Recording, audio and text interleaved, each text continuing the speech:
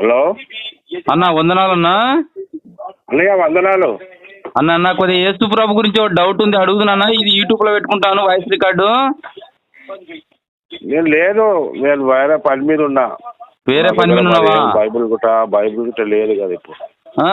లే ఒక్కొక్క మాట మాత్రమే, దండిగా లేదులే, ఒక్కొక్క డౌట్ ఒక్క మాటనే. చెప్పు. యేసు క్రీస్తు ప్రభును దేవుడు అని నమ్మితే నరకమా పరలోకమా మనకు? నరకమే. నరకమేనా? మీ డీటెయిల్స్ చెప్పండి. మీ పేరు ఏం పేరు వస్తానా? నా పేరు రవి. రవి. ఎక్కడ ఉండేది? హైదరాబాదేనా? హైదరాబాద్. మీరు ఏం చదివినారు చదువు? నేను 10th. ఓకే. మీ సెల్ నెంబర్ చెప్పండి ఒకసారి. ఇదే ఇప్పుడు చేసిందే.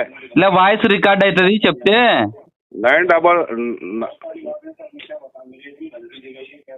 9676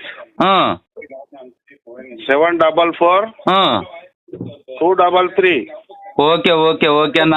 మరి దేవుడు అని నమ్మితే నరకం అంటే ఏమని నమ్మితే పరలోకం పోతాం యేసు ప్రభును? బైబుల్లో ఏం చెప్పిందో, యేసుక్రీస్తు కొరకు దేవుడు ఏం సాక్ష్యం ఇచ్చిండో, ఈయన నా ప్రియ కుమారుడు, ఈయన ఆనందించుడి అని. అంటే యేసుక్రీస్తుని దేవుడు కుమారుడనే నమ్మాలి, కుమారుడనే ప్రకటన చేయాలి. తండ్రి అనే దేవుడు వేరే ఉన్నాడు. ఓకే. కుమారుడు పంపబడ్డవాడు.